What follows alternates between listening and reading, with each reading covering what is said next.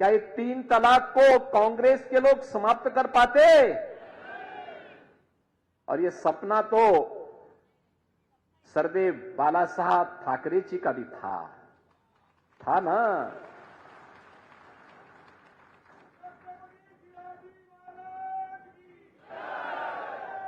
आखिर छत्रपति शिवाजी महाराज का हिंदवी स्वराज तो यही था ना जो आज देखने को मिल रहा है। यही तो था कि हमारा अपना शासन होगा, भारत का अपना शासन होगा, भारत के आराध्य देवों का सम्मान होगा, भारत की बेटियों को सुरक्षा प्राप्त होगी, भारत की सीमा को, भारत को समृद्धि की नई ऊंचाई तक पहुंचाने का काम करेंगे। यही तो कहा था और उसी भाव के साथ आज मोदी जी काम कर रहे हैं। बहनों और भाइयों, मोदी जी के नेतृत्व में आज भारतीय जनता पार्टी और एनडीए की हमारी सरकार भारत को दुनिया की एक वर्ल्ड पावर, ग्लोबल पावर के रूप में स्थापित करना चाहती है। वह है विकसित भारत। विकसित भारत के लिए विकसित महाराष्ट्र भी चाहिए। विकसित महाराष्ट्र के लिए विकसित नागपुर भी चाहिए। हर जनपद को, हर गांव को विकसित बनाना है, आत्मनिर्भर बनाना है। और इसके लिए सबसे सशक्त माध्यम कोई बनेगा तो सरकार बनेगी। सरकार नेता भी होना चाहिए, नीति भी होनी चाहिए और नियत भी होनी चाहिए।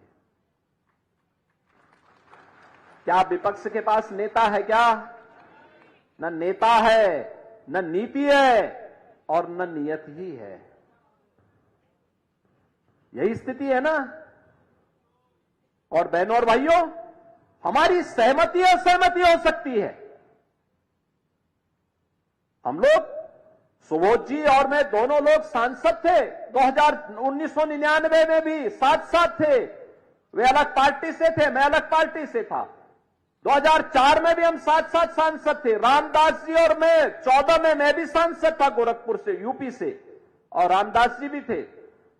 वे 19 में सांसद बने, मैं 17 में उत्तर प्रदेश के मुख्यमंत्री के रूप में मुझे भेज दिया गया। और बहनों भाइयों, 25 करोड़ की आबादी है यूपी की आज। आप देखो, भाजपा की वहां सरकार आने के पहले वहां दूसरे तीसरे दिन एक बड़ा दंगा होता था, कर्फ्यू लगता था। आज हमने कर्फ्यू पे ताला लगा दिया, कर्फ्यू लगता नहीं वहां। अब कर्फ्यू नहीं लगता है। पिछले 7 वर्ष में यूपी में कोई दंगा नहीं हुआ। अनुमान करिए, यूपी में कोई दंगा नहीं हुआ। यहां पे तो आपने देखा ना, हमारे 3 संतों की हत्या कर दी गई थी पालघर में। और यूपी में कोई नहीं कर सकता, उसको मालूम है, कोई करेगा उल्टा टांग देंगे उसको। बहनों और भाइयों, 25 करोड़ की आबादी है और कोई कर्फ्यू नहीं। धूम धड़ाके के साथ कावड़ यात्रा निकलती है वहां पे शिव भक्तों की। करोड़ों लोग भाग लेते हैं, कुंभ में करोड़ों लोग भाग लेते हैं। और यही नहीं, अयोध्या धाम में इस समय रामलला का दर्शन करने के लिए लाखों श्रद्धालु प्रतिदिन आ रहा है। कहीं कोई संकट नहीं। और इसीलिए बहनों और भाइयों में आया हूं, देश की जो आवाज है, राष्ट्र की आवाज को महाराष्ट्र की आवाज के साथ जुड़ जाना चाहिए। दोनों आवाज एक होनी चाहिए। छत्रपति शिवाजी महाराज का तो यही सपना था। उस सपने को साकार करने के लिए यही हमारा हिंदवी स्वराज है। हमारा हर भारतवासी सुरक्षित होगा,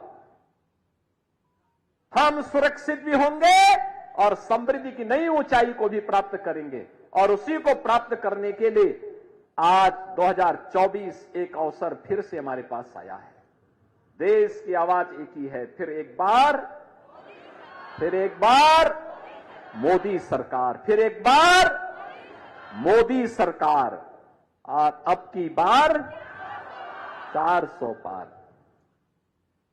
तो 400 पार के लिए महाराष्ट्र की सभी सीटों पर भारतीय जनता पार्टी, शिवसेना और एनसीपी, इन तीनों का जो एक गठबंधन है, इस गठबंधन को, एनडीए गठबंधन के प्रत्याशियों को जीतना होगा। उसको आपका आशीर्वाद मिलना होगा। भारतीय जनता पार्टी ने आपके जो वर्तमान में खासदार हैं श्री रामदास जी तरस, इनको फिर से प्रत्याशी बनाकर के आपके बीच उतारा है। और बहनों और भाइयों, चुनाव के दौरान यह मानना कि प्रत्याशी घर घर आए, ये कठिन होता है। आप सबको रामदास स्वयं बनना पड़ेगा। चुनाव तक 19 अप्रैल तक बनेंगे, 26 अप्रैल तक बनेंगे, तो बनना पड़ेगा। घर घर जाइए, एक एक वोट को भारतीय जनता पार्टी और सहयोगी दलों के साथ मिलकर के एनडीए के प्रत्याशी को विजयी बनाने के लिए आप सबको लगना पड़ेगा। और इसके लिए आज मैं आपके पास आया हूं, उत्तर प्रदेश से विशेष रूप से आया हूं। सभी लोग सहमत है ना? अच्छा, मुझे बताओ, अयोध्या में रामलला के विराजमान होने के बाद अयोध्या कोई दर्शन करने के लिए गया? काफी बड़ी संख्या में गया, लेकिन बहनें नहीं गई हैं, आप लोग चले गए हैं। अब चुनाव के बाद उनको भी दर्शन करने के लिए लेके आ जाना। मुझे पहले से सूचना दे देना,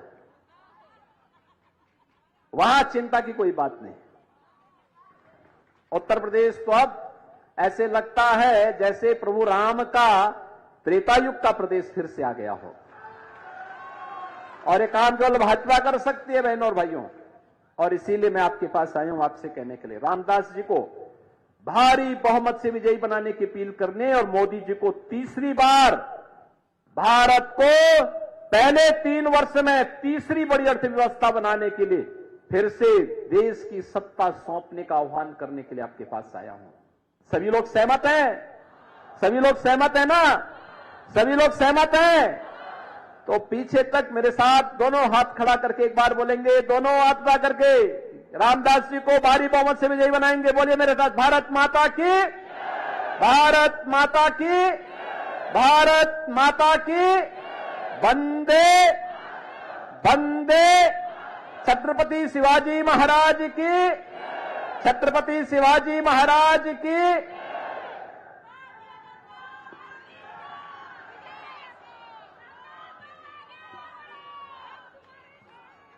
आजच्या सभेचं आभार प्रदर्शन आकाश पवार करतील अशी त्यांना विनंती करतो।